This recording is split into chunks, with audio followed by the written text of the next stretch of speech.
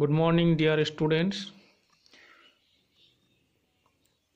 Previous ক্লাসে আমরা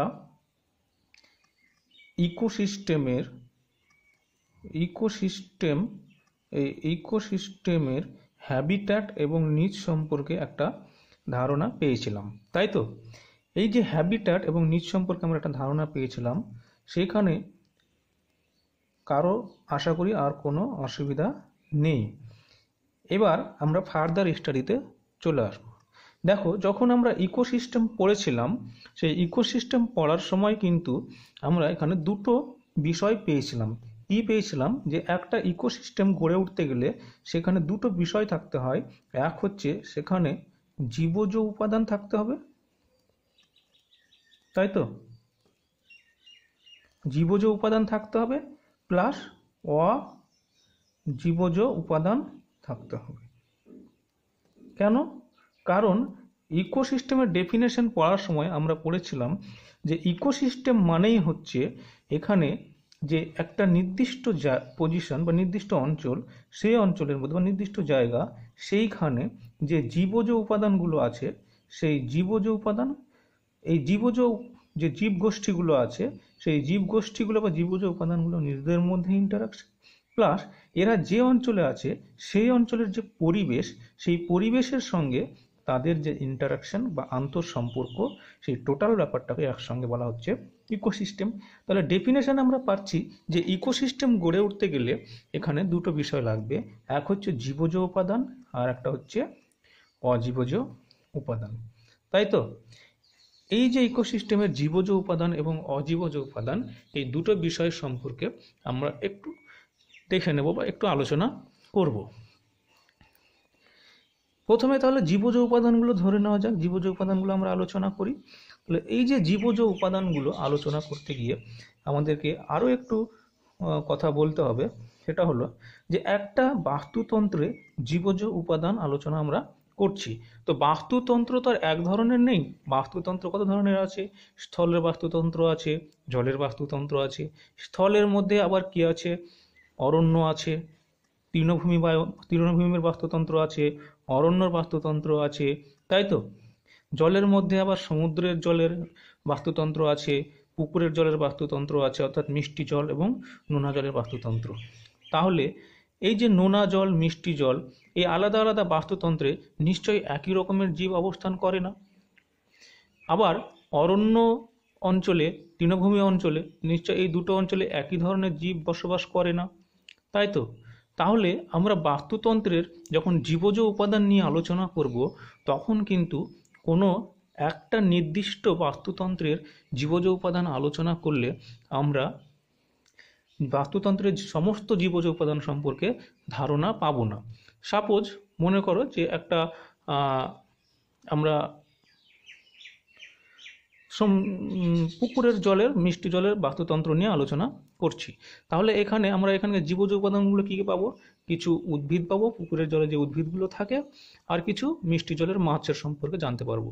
কিন্তু আমরা সমুদ্রের জলের যে তিমি মাছ থাকে, হাঙর থাকে, এইগুলো সম্পর্কে, আরও বিভিন্ন ধরনের যে সামুদ্রিক মাছগুলো থাকে, সামুদ্রিক প্রাণীগুলো থাকে, সামুদ্রিক উদ্ভিদ থাকে, তাদের সম্পর্কে কিন্তু আমরা কোনো আইডিয়া বা ধারণা পাবো না, তাই তো? বা মনে করো যদি একটা সমতল অঞ্চলের কোনো একটা বাস্তুতন্ত্র নিয়ে যদি আমরা আলোচনা করি, তাহলে শুধুমাত্র সমতল অঞ্চলের জীবজগৎ সম্পর্কে আমরা ধারণা পাবো, কিন্তু পার্বত্য অঞ্চলের জীবজগৎ সম্পর্কে ধারণা পাবো না। কারণ পার্বত্য অঞ্চলের জীবজগৎ আলাদা, তাই তো?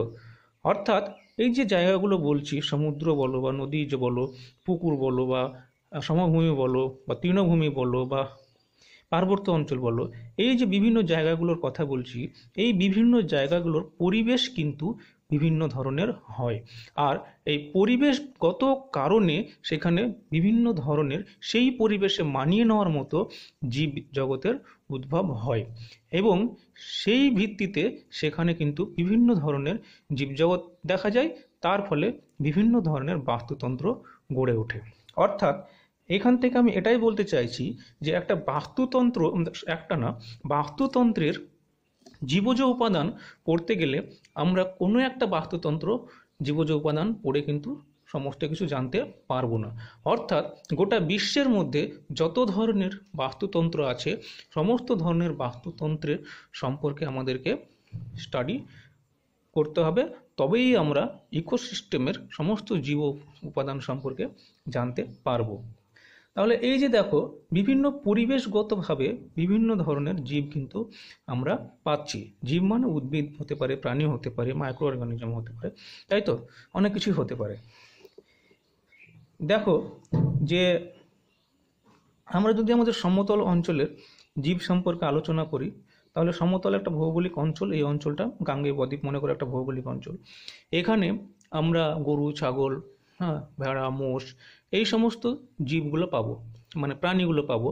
আর আম, জাম, নিম, কাঁঠাল, তাই তো এই সমস্ত উদ্ভিদগুলো আমরা বেশি পাবো।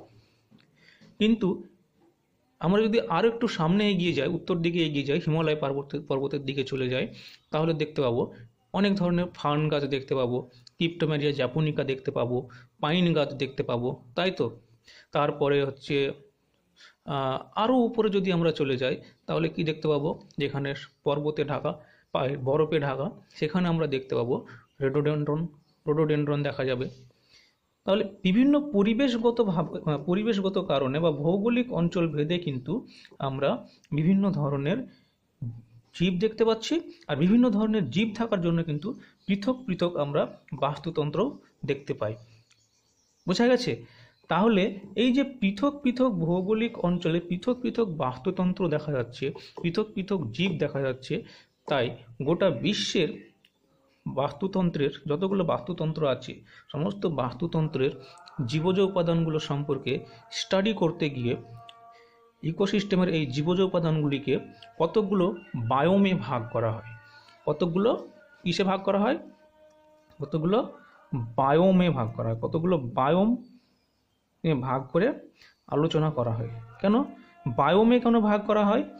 বায়োমে এ কারণেই ভাগ করা হয় কারণ আমরা আগে বায়োম সম্পর্কে পড়েছি। বায়োমের ডেফিনেশন করতে গিয়ে আমরা দেখেছি যে জলবায়ু এবং আবহাওয়াগত অর্থাৎ ভৌগোলিক দিক থেকে পৃথক পৃথক জীবগোষ্ঠী নিয়ে গঠিত অঞ্চলকেই কিন্তু আমরা বায়োম বলি। অর্থাৎ বায়োম অন্যভাবে বলা যায় যে বায়োম মানে হচ্ছে সমজাতীয় বাস্তুতন্ত্রগুলো নিয়ে গঠিত একটা পৃথক ভৌগোলিক অঞ্চল, তাকেই বলা হয় বায়োম। অর্থাৎ মনে করো যে এই একটা অঞ্চল, এই একটা অঞ্চল, এই একটা অঞ্চল, তিনটে অঞ্চল, তাই তো। তাহলে এই যে অঞ্চল, এই অঞ্চলের জলবায়ু এই অঞ্চলের জলবায়ু থেকে আলাদা, আবার এই অঞ্চলের জলবায়ু থেকে এই অঞ্চল আলাদা, এই অঞ্চল থেকে এই অঞ্চল আলাদা। অর্থাৎ তিনটে যে অঞ্চল, তিনটে অঞ্চলের জলবায়ু আলাদা। তাহলে তিনটে অঞ্চলের জলবায়ু যেহেতু আলাদা, তাহলে তিনটে অঞ্চলে আমরা আলাদা আলাদা অর্থাৎ পৃথক পৃথক বাস্তুতন্ত্র গড়ে উঠতে দেখবো। এখানে এক ধরনের বাস্তুতন্ত্র থাকবে, এখানে এক ধরনের থাকবে, এখানে এক ধরনের থাকবে। তাহলে এইখানকার বাস্তুতন্ত্র মনে করো এ, এখানকার বি, এখানকার সি। তাহলে তিনটে এ অঞ্চল, বি অঞ্চল, সি অঞ্চলে পৃথক পৃথক বাস্তুতন্ত্র থাকার জন্য কি হবে, পৃথক পৃথক জীবগোষ্ঠী দেখা যাবে। তাহলে এইখানকার জীবগোষ্ঠী আমরা স্টাডি করব, এখানকার স্টাডি করব, এখানকার স্টাডি করব। এইভাবে যদি বায়োমে ভেঙে ভেঙে আমরা জীবগুলোকে আলোচনা করি, তাহলে সমস্ত জীবজ উপাদানগুলো আমরা আলোচনা করতে পারবো। তাই ইকোসিস্টেমের জীবজ উপাদান আলোচনা করার জন্য কতগুলো বায়োমে আলোচনা করা হয়। সে বায়োমগুলো কি? এই বায়োমগুলো তোমাদেরকে পড়তে হবে। বায়োমগুলো কতগুলো বায়োম আছে, যেমন মনে করো তুন্দ্রা বায়োম,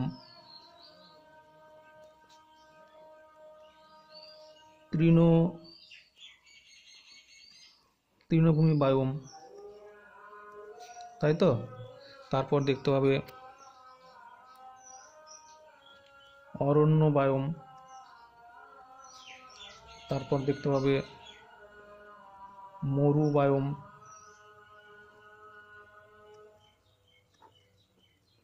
তারপর দেখতে পাবে জলজ বায়োম। এই যে বায়োমগুলো আছে তোমাদেরকে কিছু করতে হবে না।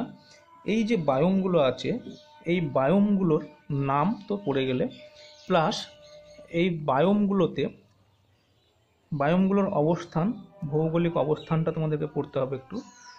তারপর হচ্ছে কিছু বৈশিষ্ট্য পড়বে, দু একটা বৈশিষ্ট্য, এই বায়োমগুলোর কি বৈশিষ্ট্য আছে, প্লাস মেইন যেটা পড়তে হবে সেটা হচ্ছে এই বায়োমে জীবজ উপাদানগুলো কি কি, জীবজ উপাদানগুলো তোমাদেরকে পড়তে হবে। সাপোজ যেমন মনে করো যে একটা তৃণভূমি বায়োম, তাই তো? কীভাবে পড়বে? তৃণভূমি বায়োমটা কোথায় অবস্থিত? তোমরা সবাই জানো তৃণভূমি দক্ষিণ আফ্রিকা। আমরা দক্ষিণ আফ্রিকার নাম সবাই শুনেছি, চাঁদের পাহাড় সবাই শুনেছি। সেখানে গ্রাসল্যান্ডের মধ্যে শঙ্কর হারিয়ে গিয়েছিল এবং সেখানে গ্রাসল্যান্ডের ঠিক বাইরে থেকে কি দেখতে পাচ্ছিল, যে প্রচুর যে জিরাফ আছে, তাই না? তারপরে হরিণ হরিণ আছে, এগুলো দেখতে পাচ্ছিল। তাহলে দক্ষিণ আফ্রিকা, অস্ট্রেলিয়া, তাই তো, ক্যাঙ্গারুর দেশ। তারপরে তোমার হাঙ্গেরির নাম নিশ্চয়ই শুনেছ। তারপরে আর্জেন্টিনা, এই যে জায়গাগুলো, এইখানে প্রচুর গ্রাসল্যান্ড আছে, অর্থাৎ তৃণভূমি আছে। এটা একটা সম্পূর্ণ আলাদা ভৌগোলিক অঞ্চল। দক্ষিণ আফ্রিকা, অস্ট্রেলিয়া, এগুলো সব আলাদা আলাদা ভৌগোলিক অঞ্চল। এখানে কিন্তু গ্রাসল্যান্ড আছে, এবং এই গ্রাসল্যান্ডের এখানে বৈশিষ্ট্য কি? তাহলে এখানে বৃষ্টিপাত কীরকম হয়, এখানে কী ধরনের জীব দেখা যায়, এগুলো তার বৈশিষ্ট্য। তারপরে হচ্ছে জীবজ উপাদান। কি কি জীবজ উপাদান?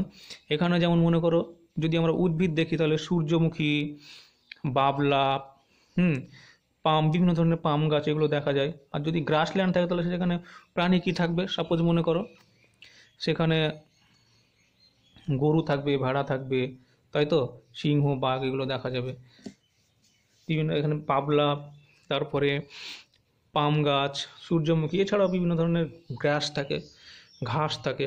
বোঝা গেছে? এরকমভাবে তোমরা পড়বে। অর্থাৎ এই যে বায়োমগুলো আছে, এই বায়োমগুলোর অবস্থান, বৈশিষ্ট্য, আর এখানে কি কি জীবজ উপাদান পাওয়া যায়, এগুলো পড়লেই হবে। পরীক্ষা এখান থেকে আসে কি, যে এই বায়োমে কি ধরনের জীব দেখা যায়, বা কি ধরনের প্রাণী দেখা যায়, বা এই প্রাণীটি কোন ধরনের বায়োমে দেখা যায়, এরকম ধরনের একটা শর্ট কোশ্চেন এখান থেকে আসে।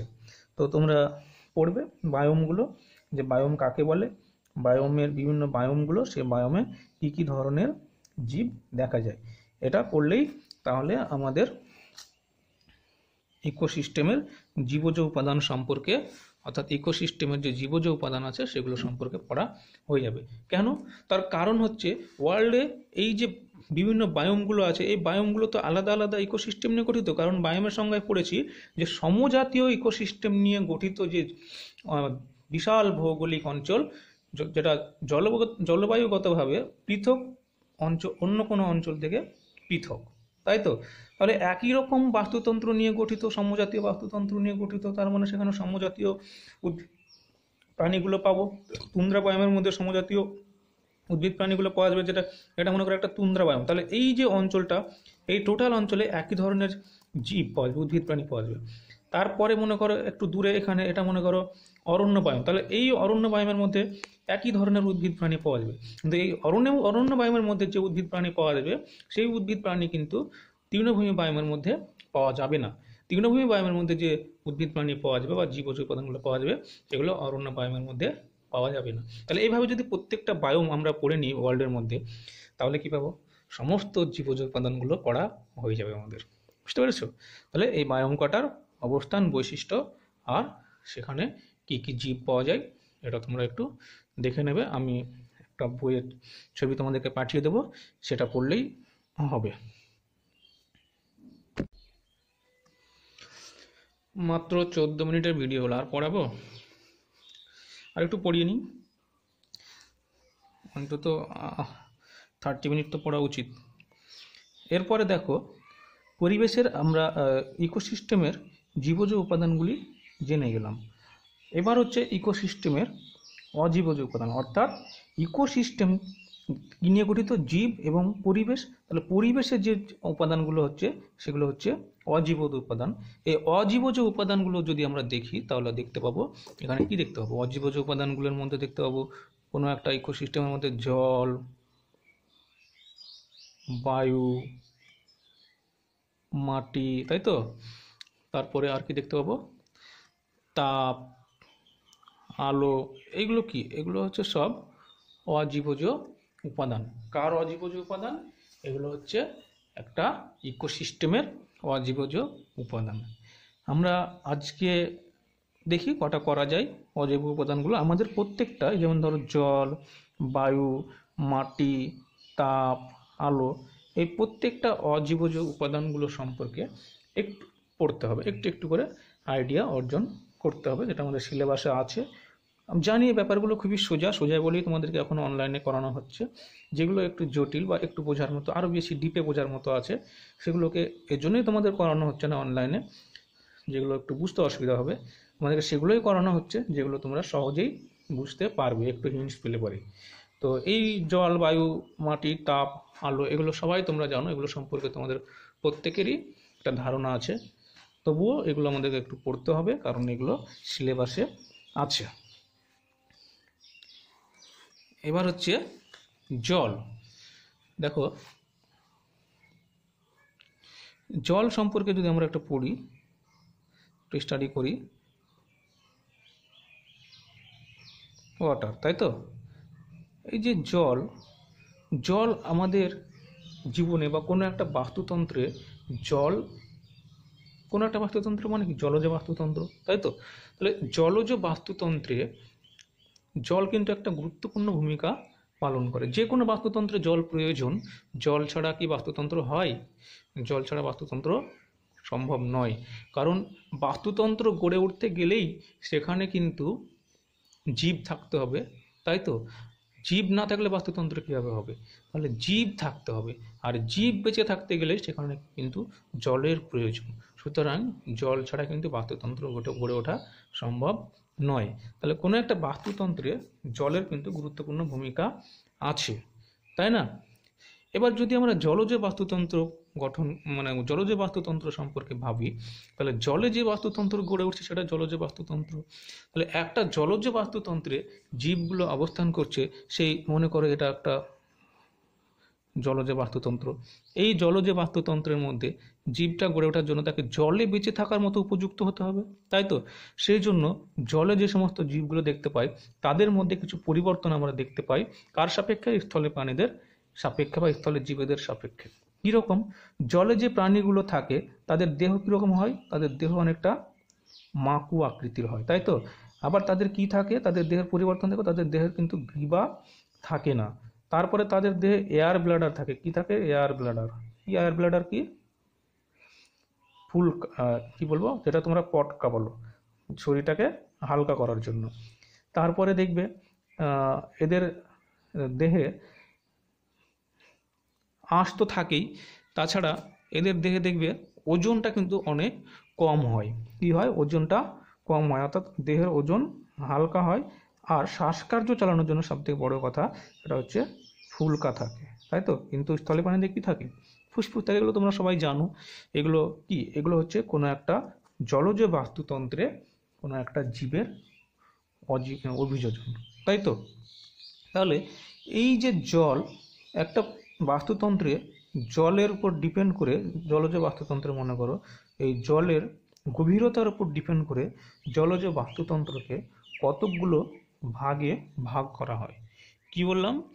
জলের গভীরতা প্লাস ওই যে জলে কতদূর পর্যন্ত আলো পৌঁছাতে পারছে তার উপর ডিপেন্ড করে একটা জলজ বাস্তুতন্ত্রকে কতগুলো স্তরে ভাগ করা হয়। তাহলে এখানে আমরা দেখো, এটা একটা, সাপোজ মনে করো এটা একটা জলাভূমি, তাই তো? এটা একটা জলাভূমি। তাহলে এই যে জলাভূমি, এই জলাভূমিতে সব থেকে উপরে, এই যে উপরে, কি ব্যাপার, কালি ধরে না কেন? সব থেকে উপরে এই অঞ্চলটা, এখানে মনে করো সূর্য আছে, ঠিক আছে?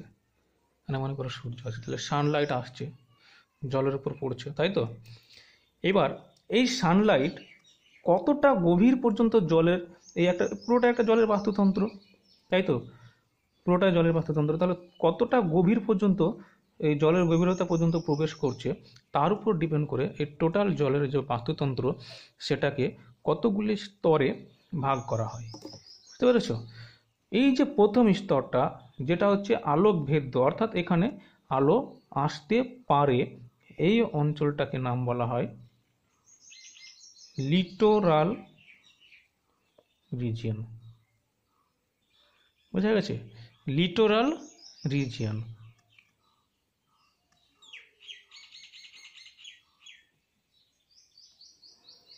Littoral region. তারপরে অঞ্চলটা দেখো, যে অঞ্চলটা এই অঞ্চলটাতেও কিন্তু আলো আসতে পারে, অর্থাৎ এখানে এটাও আলোক ভেদ্য, এটাও আলোক ভেদ্য, কিন্তু লিটোরাল অঞ্চলের ঠিক পরের রিজিয়ন, তাই তো আরও গভীরে জলের সেই যে অঞ্চলটা, সেটাকে বলা হয় লিটোরাল অঞ্চলের যে পরের রিজিয়নটা, সেটাকে বলা হয় লিমনেটিক রিজিয়ন। কি বলা হয়? লিমনেটিক রিজিয়ন।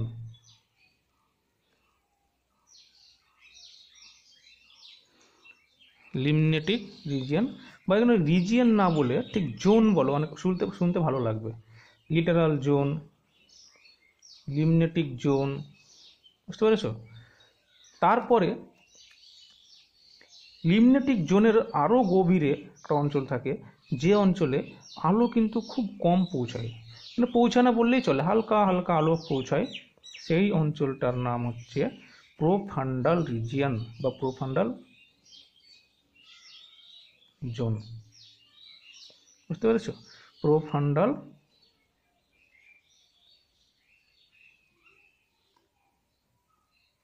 জোন। এবং সব থেকে গভীরে যে অঞ্চলের মধ্যে সূর্যের আলো পৌঁছতেই পারে না, এখানে কি হালকা হালকা পৌঁছায়, কিন্তু এই অঞ্চলটার মধ্যে কোনো সূর্যের আলো পৌঁছায় না, এই যে অঞ্চলটা, এটাকে বলা হয় বেন্থিক জোন। কি বলা হয়? Benthic zone. বোঝা গেছে?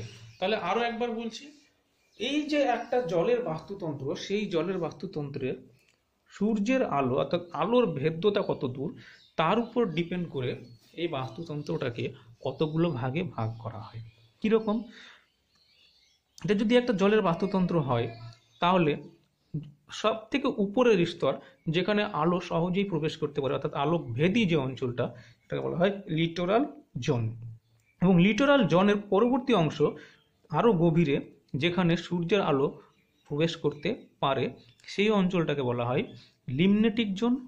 এবং লিমনেটিক জোনের পরবর্তী আরও গভীরে যে অঞ্চলটা, যেখানে সূর্যের আলো হালকা প্রবেশ করতে পারে, কথায় আলো হালকা প্রবেশ করতে পারে, সেটাকে বলা হয় প্রোফান্ডাল রিজিয়ন। এবং প্রোফান্ডাল রিজিয়নের আরও গভীরে, একদম গভীরে, যেখানে কর্দমাক্ত এলাকা, যেখানে সূর্যের আলো একেবারেই পৌঁছাতে পারে না, সেই অঞ্চলটাকে বলা হয় বেন্থিক জোন। বুঝতে পেরেছো? তাহলে এই যে বিভিন্ন জোন, দেখো বিভিন্ন জোনের মধ্যে কিন্তু পার্থক্য আছে। এই যে জোনটা, এখানে কিন্তু সূর্যের আলো পৌঁছতে পারে, আবার এটা জলের একবারে উপরিভাগ, তাহলে এখানে এক ধরনের জীব দেখতে পাবো।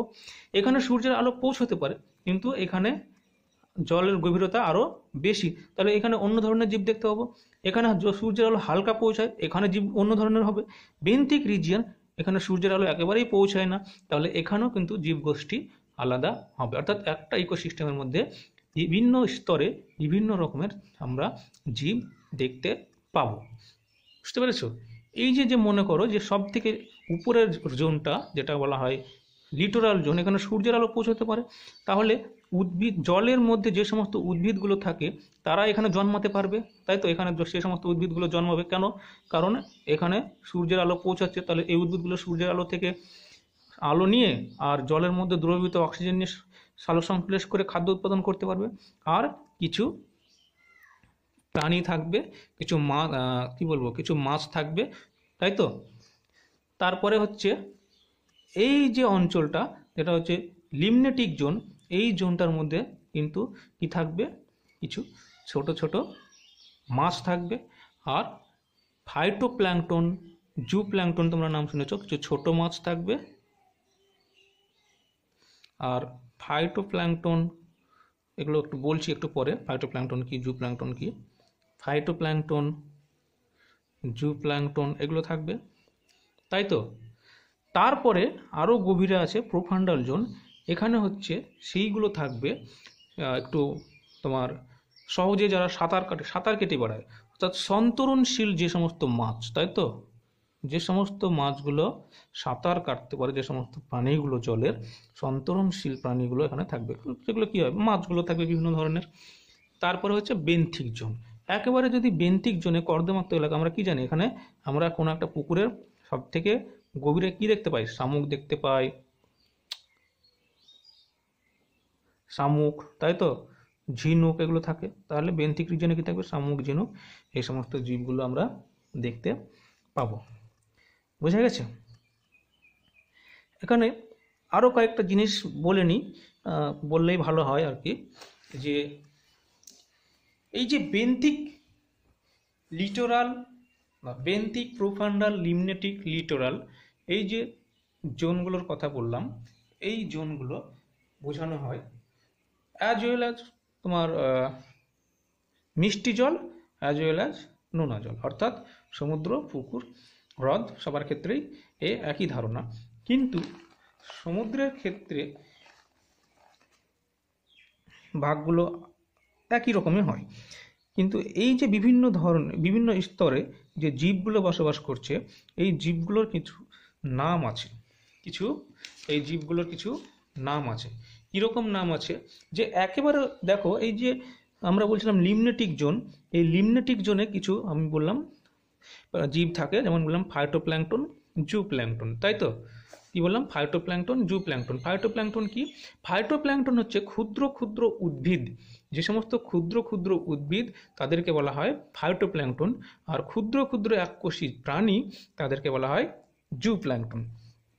বোঝা গেছে? তাহলে ক্ষুদ্র এককোষী নাও হতে পারে, বহুকোষীও হতে পারে, কিন্তু অতি ক্ষুদ্র ক্ষুদ্র তাদেরকে বলা হয় জুপ্ল্যাঙ্কটন, আর যেগুলো ক্ষুদ্র ক্ষুদ্র উদ্ভিদ তাদেরকে বলা হয় ফাইটোপ্ল্যাঙ্কটন।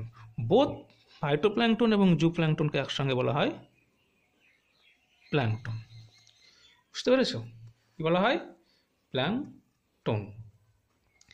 এবার এই যে বিভিন্ন মাছগুলো বা বিভিন্ন প্রাণীগুলো, জলজ প্রাণীগুলো যেগুলো জলের মধ্যে থাকছে, এই প্রাণীগুলোর বিভিন্ন নাম আছে।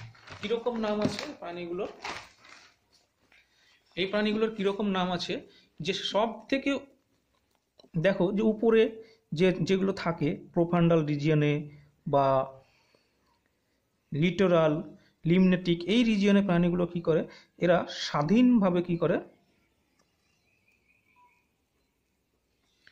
সাঁতার কেটে বেড়ায়, তাই তো, স্বাধীনভাবে সাঁতার কেটে বেড়ায়। এই যে স্বাধীনভাবে সাঁতার কেটে বেড়ায়, এই যে জীবগুলো, প্রাণীগুলো, তাদেরকে বলা হয়, কি বলা হয়, নেকটোন। যেমন মাছ, চিংড়ি, এইগুলো। বুঝতে পেরেছো? তারপরে কিছু দেখতে হবে যেগুলো একদম জলের উপরিতলে, মানে এই যে আমি বলছিলাম, কি বলছিলাম, এখানে দেখো, এই যে একদম উপরিতলে, তাই তো, মানে লিটোরালের একদম উপরিতলে, একদম উপরিতলে যে সমস্ত জীবগুলো থাকে তাদেরকে কি বলা হয়, তাদেরকে বলা হয় নিউস্টোন। অর্থাৎ জলের উপরিতলে বসবাস করে যারা, তাদেরকে বলা হয় NUSTON, নিউস্টোন। তাদের কি বলা হয়? নিউস্টোন। তারপরে আরও এক ধরনের দেখতে পাবে, সেটা হচ্ছে যারা একদম তলদেশে বসবাস করে, বেন্থিক রিজিয়নে। যারা বেন্থিক রিজিয়নে বসবাস করে তাদেরকে বলা হয় বেন্থস। কি বলা হয়? বেন্থস। যেমন শামুক, ঝিনুক, এরা। বুঝতে পেরেছো? এবার সমুদ্রের ক্ষেত্রে আরও দুটো টার্ম আছে। সমুদ্রের ক্ষেত্রে কি দেখা যায়, বলছে সমুদ্রের উপকূলবর্তী অঞ্চলে কিছু জীব বসবাস করে, আর সমুদ্রের গভীরে কিছু বসবাস করে, তাই তো। নিউস্টন, এগুলো সমুদ্রের একদম উপরিতলে, সমুদ্রের ক্ষেত্র হতে পারে। কি বলে, নিউস্টন উপরের তলে, নেকটন স্বাধীনভাবে সাঁতার কেটে বেড়ায়, এগুলো কনসেপ্ট তো আছে। কিন্তু সমুদ্রের ক্ষেত্রে আরও দুটো কনসেপ্ট বেশি আছে। কি? একটাকে বলা হচ্ছে পেলাজিক অর্গানিজম বা জীব, আর একটাকে বলা হচ্ছে নেরিটিক অর্গানিজম বা নেরিটিক জীব। কীরকম? পেলাজিক জীব যেগুলো সমুদ্রের গভীরে, কোথায়? সমুদ্রের গভীরে বসবাস করে তাদেরকে বলা হয় পেলাজিক। বিভিন্ন ধরনের কাঁকড়া হতে পারে, বিভিন্ন ধরনের মাছ হতে পারে, অর্থাৎ সমুদ্রের গভীরে যারা বসবাস করে তাদেরকে বলা হচ্ছে পেলাজিক। এবং নেরিটিক, নেরিটিক কারা? যেগুলো কম গভীর। কম গভীর কোথায় হবে? উপকূলবর্তী এলাকা, তাই তো? অর্থাৎ সমুদ্রের উপকূলবর্তী এলাকা, সমুদ্রের কিনারা, এখানে যারা বসবাস করে যে সমস্ত জীবগুলো তাদেরকে বলা হয় নেরিটিক। কি এগুলো? বিভিন্ন ধরনের প্রবাল হতে পারে, তারপরে মাছ হতে পারে, ব্যাঙ হতে পারে, তাই তো? এরা হতে পারে। নিজের ইচ্ছা মতো লিখে দেবে কটা অর্গানিজমের নাম, তাহলেই হবে। বুঝা গেছে? মোটামুটি এই তোমাদের কনসেপ্ট। কনসেপ্ট কি? যে আমরা কি দেখলাম যে সূর্যের আলো, অর্থাৎ আলো একটা জলজ বাস্তুতন্ত্রের কোন গভীর পর্যন্ত পৌঁছাচ্ছে তার উপর ডিপেন্ড করে এগুলোকে কতগুলো ভাগে ভাগ করা হয়: লিটোরাল, লিমনেটিক, প্রোফান্ডাল এবং বেন্থিক জোন। লিটোরাল হচ্ছে সব থেকে উপরিভাগ, যেখানে সূর্যের আলো পৌঁছতে পারে। লিমনেটিক হচ্ছে সব সূর্যের আলো পৌঁছায়, কিন্তু লিটোরাল জোনের আরো গভীরে, তার পরের জোন। লিটোরাল জোনের পর লিমনেটিক, লিমনেটিকের পরে আছে প্রোফান্ডাল, যেখানে সূর্যের আলো হালকা পৌঁছায়। তারপরে হচ্ছে বেন্থিক রিজিয়ন, যেখানে সূর্যের আলো একবারেই পৌঁছাতে পারে না। এরপর আমরা দেখেছি যে একেবারে লিটোরাল অঞ্চলে একদম উপরিভাগে যে সমস্ত জীবগুলো বসবাস করে তাদেরকে আমরা কি বলেছিলাম? সেগুলোকে বলেছিলাম নিউস্টোন, অর্থাৎ একেবারে জলের উপরে যারা বসবাস করে। তারপর জলের মধ্যে, অর্থাৎ লিমনেটিক জোন এবং প্রোফান্ডাল জোনের মধ্যে যে সমস্ত জীবগুলো স্বাধীনভাবে সাঁতার কেটে বেড়ায় তাদেরকে কি বলা হয়? তাদেরকে বলা হয় নেকটন। এবং একদম বেন্থিক রিজিয়নে যে সমস্ত জীবগুলো থাকে তাদেরকে বলা হয় বেন্থস, তাই তো? বেন্থস। এবার সমুদ্রের ক্ষেত্রে আরো দুটো কনসেপ্ট বেশি আছে। এটাকে বললাম, একটাকে বললাম পেলাজিক, আর একটাকে বললাম নেরিটিক। পেলাজিক কারা? পেলাজিক হচ্ছে তারাই যারা সমুদ্রের গভীরে বসবাস করে, একদম গভীর সমুদ্রে থাকে, তাদেরকে বলা হয় পেলাজিক। আর নেরিটিক যে সমস্ত অর্গানিজম বা জীবগুলো সমুদ্রের উপকূলবর্তী অঞ্চলে বসবাস করে বা কিনারাতে বসবাস করে তাদেরকে বলা হয় নেরিটিক। এই হচ্ছে আমাদের আজকের স্টাডি। বুঝা গেছে? এতদূর পর্যন্তই থাক। আজকে আমরা এতদূর পর্যন্তই পড়ব। এর মধ্যে যদি কারো কোনো বুঝতে অসুবিধা হয়, এরপরে ক্লাস আছে, পরে হোয়াটসঅ্যাপে যে কোশ্চেন অ্যান্সারিং ক্লাস আছে সেখানে আমরা আবার আলোচনা করব যদি কারো কোনো সমস্যা থাকে। বুঝা গেছে? এটা তোমরা আজকে পড়াশোনা করবে, দেখো, আশা করি বুঝতে পারবে। বিশেষ কিছু কঠিন নেই। পড়া কি থাকলো? পড়া হচ্ছে বাস্তুতন্ত্রের জীবজ এবং অজীবজ উপাদান। বাস্তুতন্ত্রের জীবজ উপাদানগুলো কি কি আছে সেইগুলো পড়তে গিয়ে আমরা বায়োম পড়েছি।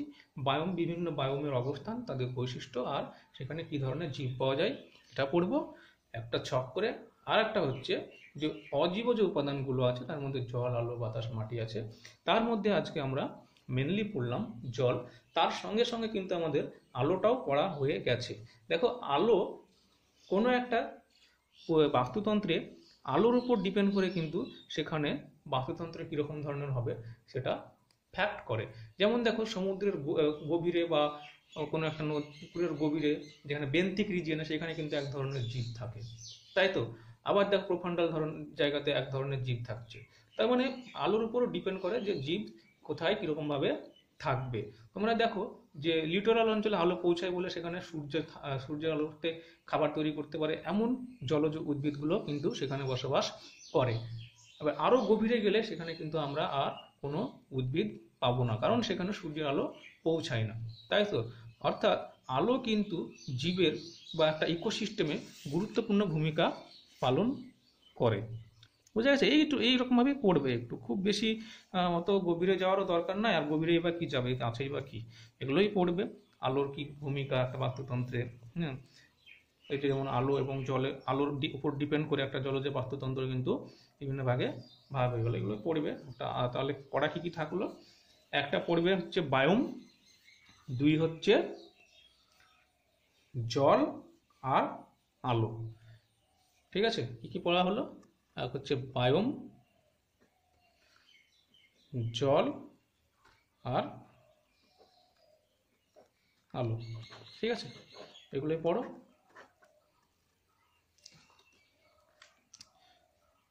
Thank you.